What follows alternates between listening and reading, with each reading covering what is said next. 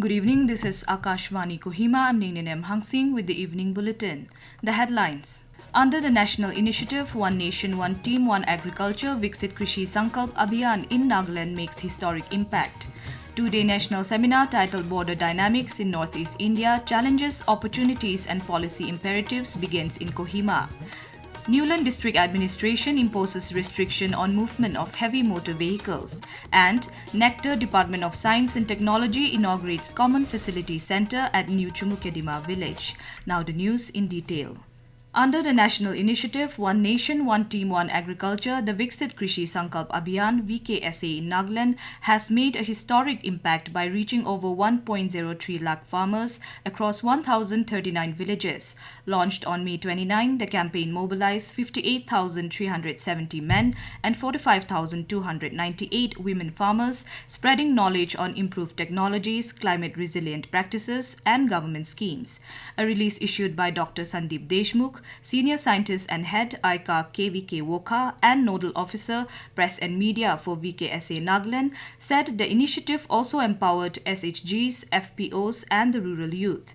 As the campaign concludes its current phase today, Dr. Deshmukh said it leaves behind a strong foundation of farmer collectives, institutional linkages and a renewed push towards sustainable agriculture, marking a major step towards the vision of Viksit Bharat 2047.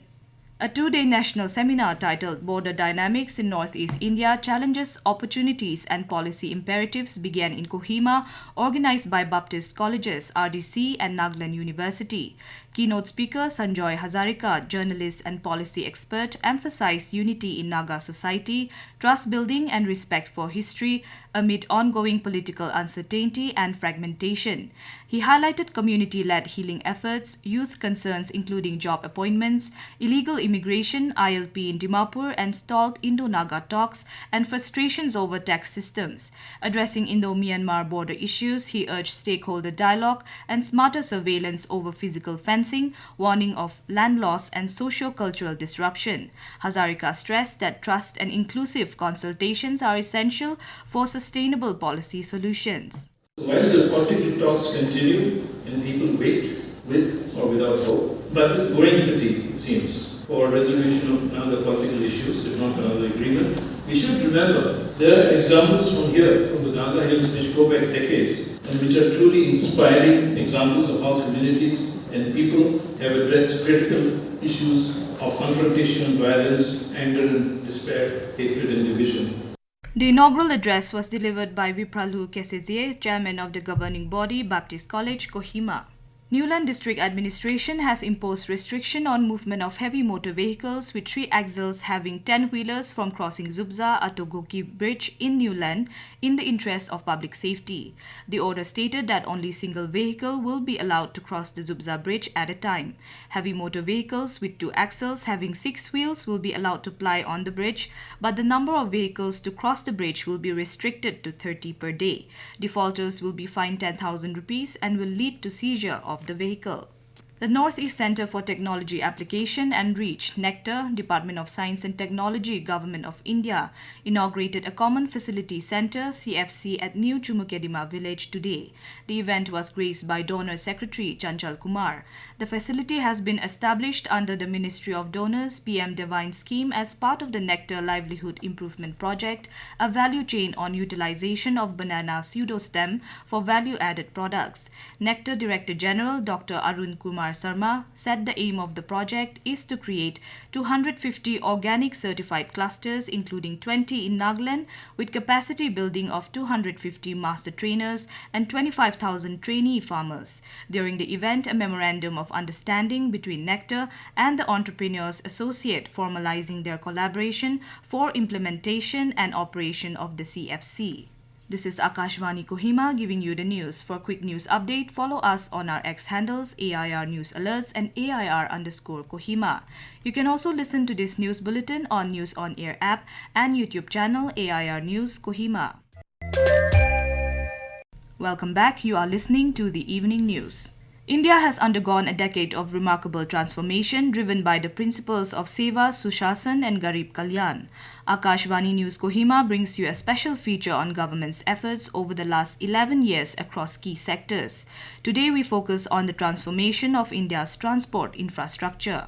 Past decade, India has witnessed an unprecedented scale of infrastructure development driven by a holistic and integrated approach. The daily average of highway construction has surged to an all-time high of 34 kilometers per day, nearly triple the pace in 2014. Under the Bharatmala Pariyojana, over 20,000 kilometers of highways have been constructed to develop economic corridors and reduce logistic costs. Meanwhile, rural connectivity has reached 99% with over 7.8 lakh kilometers of roads built since 2014 under the Pradhan Mantri Gram Sadak Yojana, while the PM Gati Shakti National Master Plan has integrated 44 ministries and 36 states and union territories on a GIS-based digital platform for unified infrastructure development. The railways also witnessed massive capacity enhancement. Over 1,300 railway stations are being modernized under the Amrit Bharat station schemes. In the aviation sector, 88 airports have been activated under the Uday Desh Ka Aam Nagarit Udan scheme. The Statue of Unity, Chenab Railway Bridge, the world's highest, and the Atal Tunnel, the world's longest highway tunnel above 10,000 feet, stand tall as symbols of India's engineering marvels. Today, these milestones are driving productivity, improving connectivity, and laying the foundation for a Viksit Bharat by 2047. Asunyo, Akashvani News, Kohima. The District Task Force for Immunization and Stop Diarrhea meeting was held under the chairmanship of Extra Assistant Commissioner Longlang C. Salim Se Sangtam in the Conference Hall of Deputy Commissioner Office, Longlang today.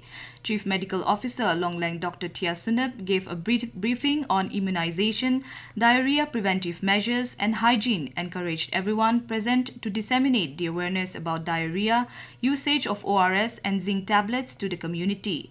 Dr. Imti Jungshi, District Immunization Officer UIPRCH Longlang, highlighted the challenges to achieving immunization coverage in the district. He called upon all the NGOs and stakeholders for support in achieving the target percentage. As a run-up to International Day of Yoga 2025, Akashvani News Kohima brings you a special series, Practice Yoga for Good Health and Wellness. Each day we discover different postures to stay healthy with yoga. This evening we explore on Shavasana or the dead body posture. Shava means dead body. The posture involves lying flat on your back, arms and legs relaxed, with eyes closed.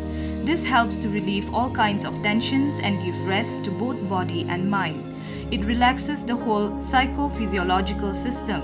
The mind, which is constantly attracted to the outer world, takes a U-turn and moves inwards. As the mind turns quiet and absorbed, the practitioner remains undisturbed by the external environment. It is found very beneficial in the management of stress and its consequences. And now to round up the news, the headlines once again. Under the national initiative One Nation, One Team, One Agriculture, Viksit Krishi Sankalp Abhiyan in Nagaland makes historic impact.